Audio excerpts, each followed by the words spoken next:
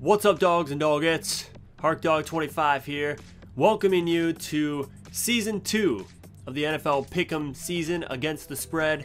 Last year, we tried to dominate my Pickem league together, adding all this math stuff in there, like the total winnability index and, you know, last 5 games against the spread, last 5 games against the spread at home and away and all that stuff. And basically I did all that math to try and figure out the complexities and the nuances so I can get victories against the spread in my Pickem league. And that did not work, unfortunately. Last year I went 123 and 129 against the spread, which is, needless to say, not enough to win. You need at least 140 in my league to win. My goal was 150, and boy, that was an unrealistic goal. But it's my goal again this year. So now I'm gonna be looking at it a little bit more due to injuries, just the teams playing, how well they're playing at the moment, not the index, all that stuff. That just took too much time to make, and I thought I had something going with this big scientific process, and obviously not. Ended up bad. But I was pretty right on par with the league overall. The home teams covered the spread 121 times. The away teams covered the spread 131 times. And there were 3 ties. There were only 3 ties. So there's a lot of parity with home and away from season to season.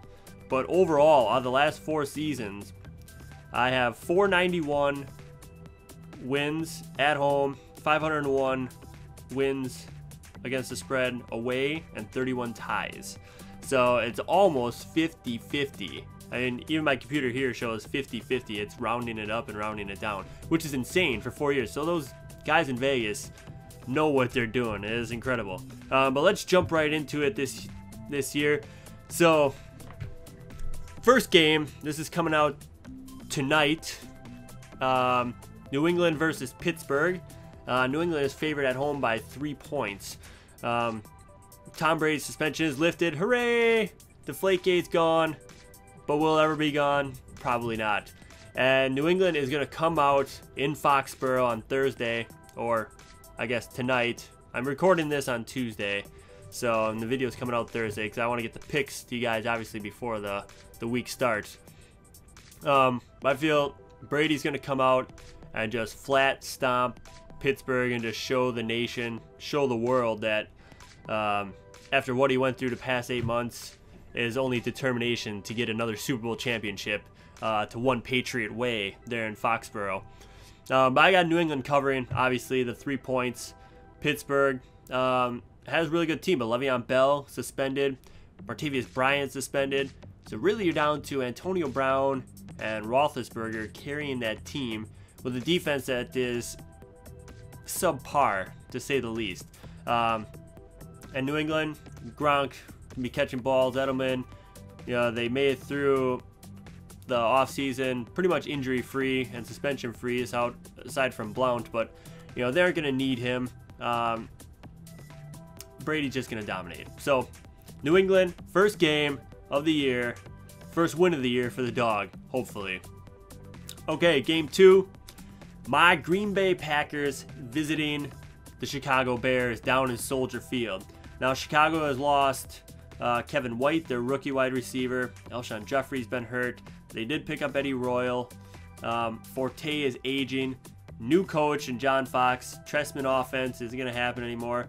So look for Forte to not get as many catches in the back, out of the backfield.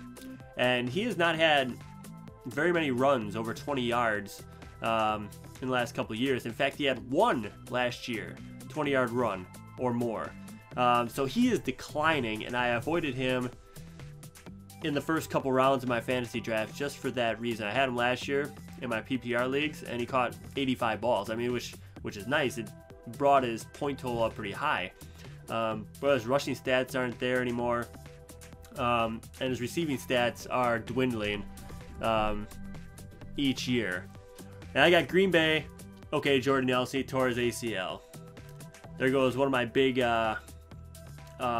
fantasy point getters from last year, but it's not going to matter. They brought back James Jones. He's going to be a filler. Cobb, if you can catch the ball, Rodgers is going to throw it to you and throw it to the right spot. If you run your routes, you know what you're supposed to do.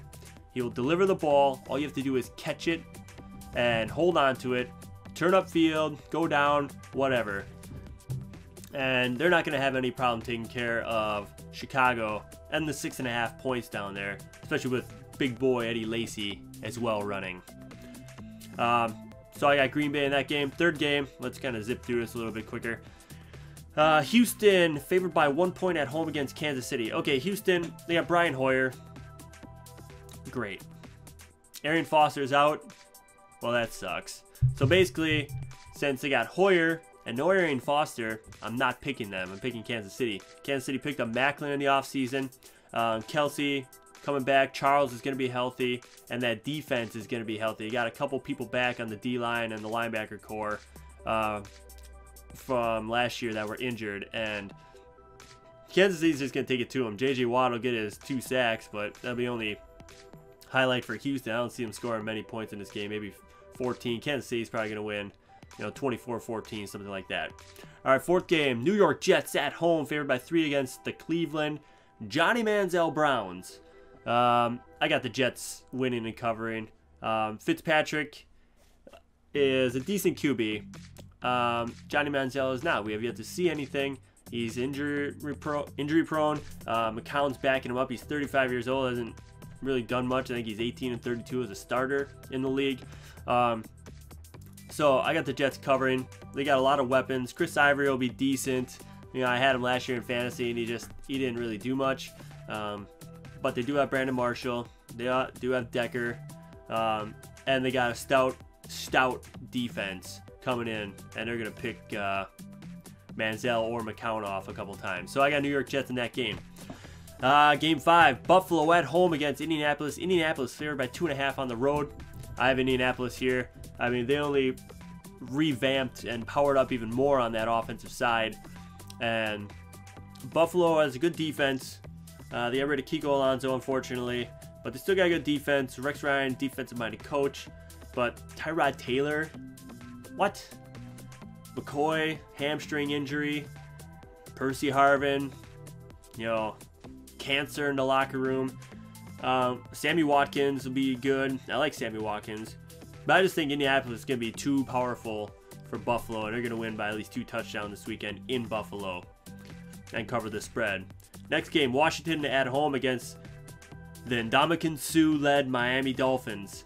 Dolphins favored by 3 points. Washington just a social pariah in the offseason with RG3 and Cousins and Gruden and who said what and who did what and blah, blah, blah, blah, blah. And Washington has a decent defensive line. The back end, not too much. Alfred Morris is decent. Jordan Reed is a good tight end. Pierre Garçon, Deshaun Jackson is just a burner. So if you don't let Deshaun Jackson beat you deep, you're going to be fine. And Miami won't let that happen. They got Sue. They got a great front 4 on the defense. They got a good back end as well. Good linebacker. Just a solid defense. I picked them up in a couple leagues. And they got Tannehill, Lamar Miller, Jordan Cameron, Jarvis Landry, Greg Jennings. So they're going to have a pretty good offense. And Tannehill is looking to have kind of a breakout year, honestly. He had a good year last year, but this is going to be a breakout year for the Dolphins. I got him, and if you saw my previous video with the picks, I got him going to the playoffs this year at 10-6. So I got Miami winning and covering. Next game, Jacksonville Jaguars at home against Carolina Panthers. And I am iffy on this pick. Jacksonville at home. Allen Robinson. Julius Thomas is hurt, unfortunately. But they got TJ Yeldon down there. Blake Bortles has been looking a lot better after his rookie season. But Carolina just has no one to throw the ball to. You got Greg Olsen, Jonathan Stewart, old man in the backfield. Cam Newton's got to just make plays, and the defense has to stop Jacksonville, basically. I feel like Carolina's not going to score that many points. They're favored by 3.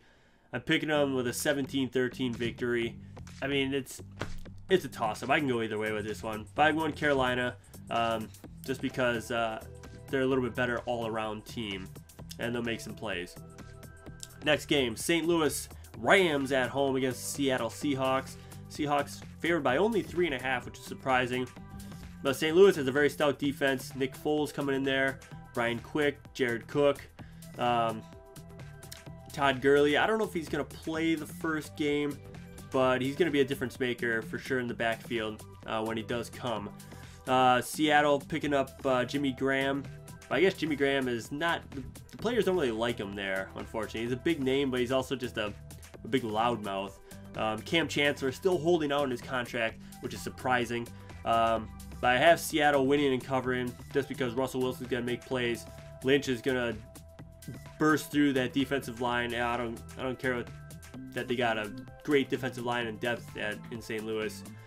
Seattle's just a very physical team, will out-physical you and will win the game and cover the spread. Next game, Arizona at home, favored by 2.5 against New Orleans. This is a tough pick, just because I'm feeling New Orleans this year. I have New Orleans covering the spread. Arizona might win, by a point, like say a 28-27 type game, because they have a good team. Ellington is looking healthy this year. Fitz obviously healthy. Michael Floyd, and then John Brown. They're looking for a big year out of him. Some people are predicting 8 to 12 touchdowns in that range. New Orleans, who are they going to throw the ball to? Well, Brandon Cooks. You got Watson from the Patriots at tight end, and Breeze, he'll throw the ball a lot. And Mark Ingram, I know he's had declining numbers the last few years, but I think this is going to be his breakout year. He's just too good, and he's looking pretty good in the preseason. So I'm just feeling New Orleans. You can go either way with this one. I'm feeling New Orleans this year, and just because I have them 12-4 in my picks as well, and going to the playoffs. Next game, San Diego favored by 2.5 at home against Detroit. I got San Diego winning and covering this game. Detroit's offense is going to be slowed down a little bit. You got Calvin Johnson, Golden Tate. Joyke Bell, you don't know what he's going to do this year. Amir Abdullah, people are saying Rookie of the Year candidate. I just think San Diego at home. Phillip Rivers with that new contract. He's going to be looking to mitigate and silence some critics.